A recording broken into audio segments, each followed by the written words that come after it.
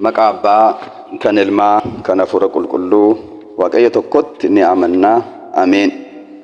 Waan hundumaan dursa Waaqayyoo gooftichi gooftotaa, mootichi moototaa, hundaa kan qabu, hundaa gochuu ni danda'u, biyya keenya nagaa taasisee, hunduma keenyaafis immoo nageenya nu laatee, guyyaa seena qabeetti har'aa kanaan waan nu ga'eef galanni ulfin hoqobaaniif guddin bara baraan Waaqayyo keenyaatiif haa ta'u.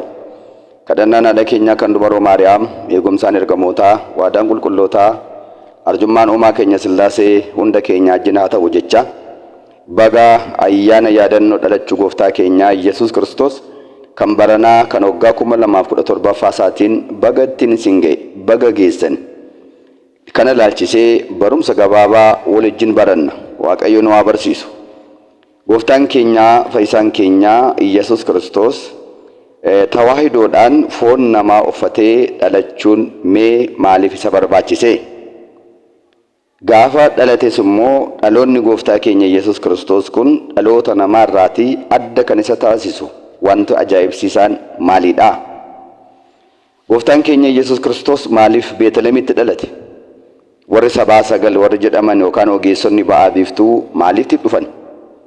Beetlehem yookaan Efreetaatti dhalachuunis iccitiinsaa maali kan jedhuu fi kan biraa gaggabaabsinee kutaa 1-2-3 jennee qoqqoonnee waliin barachuu yaallaa. Waaqayyo nu haa barsiisu. Waaqayyo nu wajjin haa ta'u.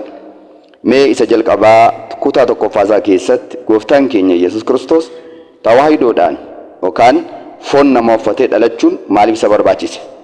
Foon namaa uffatee dhalachuun maaf isa barbaachise gaafa jennu waaqummaaf namummaan ol simatee ol danda'ee utuu waliin balleessin, waaqummaan abidda ta'e foonummaa sana utuu gubeen balleessin, foonummaan dadhabaa ta'e immoo waaqummaa sanaan utuu hin badiin wanti lama olii faallaa ta'an kun tawaahidoodhaan ol simatanii akkaataa foon keenyaaf lubbuun keenya ol simatee jiru kanaan dhalachuun maaliif isa barbaachise? Tokko,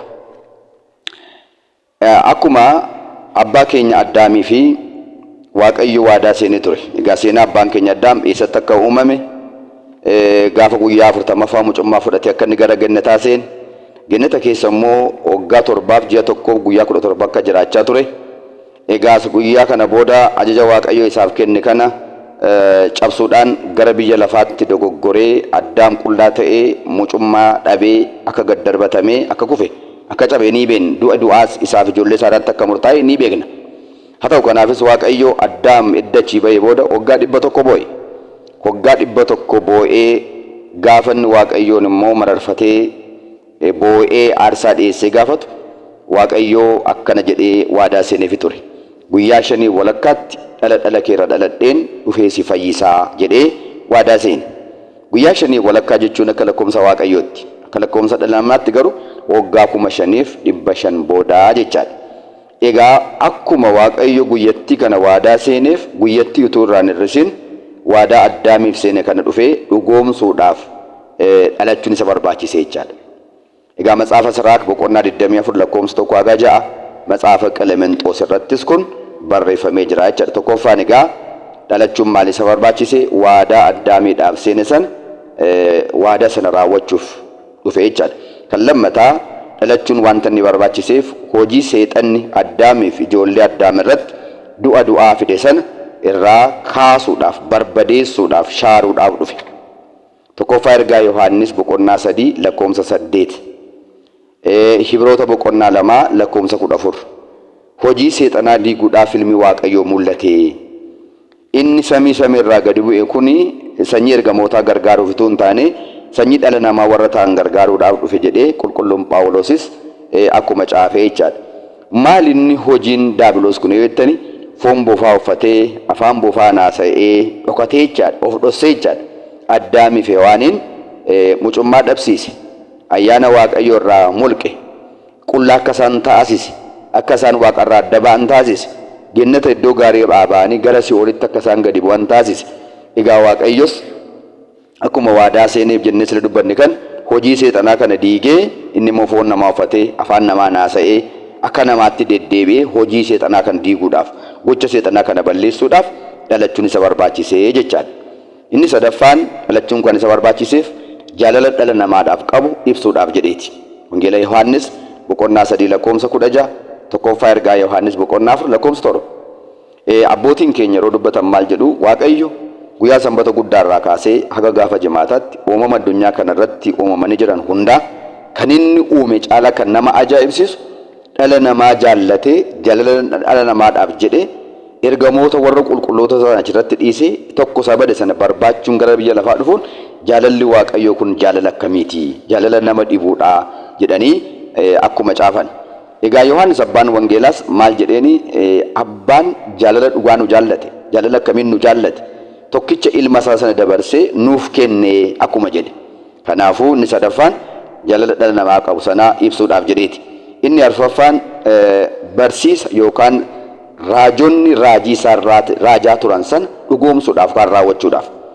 Raajonni kun baay'een isaanii waa baay'ee jedhanii raajan.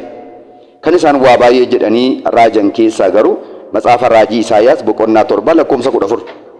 Matsaafa raajii Isaayyaas boqonnaa 7 lakkoofsa 14 gubbaa irratti maal jedhee caafamee jira?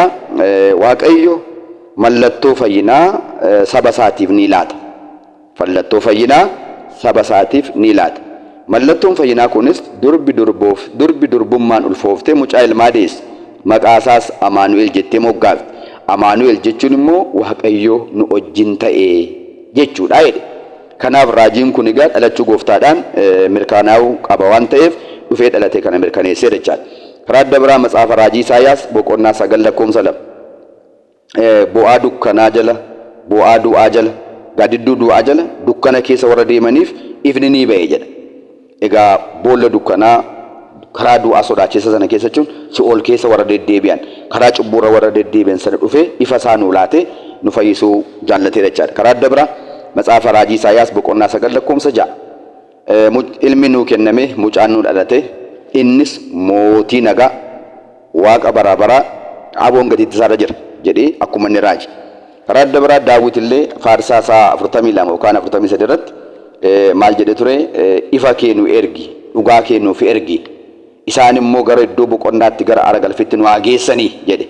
Ifanni jedhame Kiristoosidha, dhugaanni jedhame Kiristoosidha. Iddoon dhugaa iddoon boqonnaa isheen jedhamte sun gennata boodarra immoo Yerusaalem ishee samiiti. Faarsaa 143 yookaan 144 lakkoofsa 3 irraa kaasnee dubbisnes maal jedha? Maal yaa Waaqayyo calluma jettee maal nu ilaaltaa? Calluma jettee maaliif nu ilaaltaa? Harka kee mirgaa Aariyaam irraa nuuf hin ergitu? Inni immoo boolla gadi fagoo sana keessa harkisee nu baasee akka nu fayyisuudhaaf jedha. Egaa harka mirgaa inni jedhames Kiristoosidha. Kanaaf akkana jedhanii raajaa turanii. Kanaaf kana dhugoomsuudhaaf. Inni shanaffaan maaliif dhufee dhalachuun isa barbaachise yoo jenne inni shanaffaan maalidha? Bara raawwataa jalaa jedha raajaan Waaqayyo Isaayyaas. Bara raawwataa jalaa namoonni hundumtuu biyya lafaarra jiraatan afaan Waaqayyoo irraa kan baratan ni ta'u. Isa duraan raajotaan dubbachaa ture caala bara boodaa jala isaanumatu afaanuma Waaqayyoo irraa baratu jedhe. Matsaafa raajii Isaayyaas boqonnaa 54 lakkoofsa 13. Wangeela Yohaannis boqonnaa 6 lakkoofsa 45. Egaa gooftaan keenya Yesuus Kiristoos nama ta'ee dhufee isa nu gidduu deddeebi'ee namoota gidduu deddeebi'ee afaan isaatiin barsiise. Kanaaf namoonni lafarra turanii afaan isaarraas ni baratanii gocha inni godhu hundaarraas ni baratanii jechuudha. Kanaafuu raajii kana dhugoomsuudhaaf. Karaa adda biraa Hibroota boqonnaa 1 lakkoofsa 1 haga 3 irratti immoo maal jedhe qulqulluun Phaawulos? Waaqayyo yeroo bara duriidha karaa raajota isaa kaasee abboota kaasee nutti dubbachaa ture. Barri raawwataa kun waggaa ga'u garuu ofii masaatii dhufee nutti dubbate nuti isarraa dhageenye jedha. Kanaafuu dhalachuun maaliif barbaachise? Gabaaboodhaan yoo jechuu barbaanne qabxii 5 kanaa raawwachuudhaafi jechaadha. Mee gaafa dhalate immoo maaltu ta'e? Kutaa lammaffaa isaa keessatti ilaalla. Waaqayyo ayyaana dhaloota isaatii kanaan eebba nuuf baay'isu, nagaa nuuf laatu. Amantiitti jabeessee xumura keenya bareechee dhaaltu mootummaa isaa faarfattuu maqaa isaa nu haa taasisu. Kutaa lammaffaa itti fufa.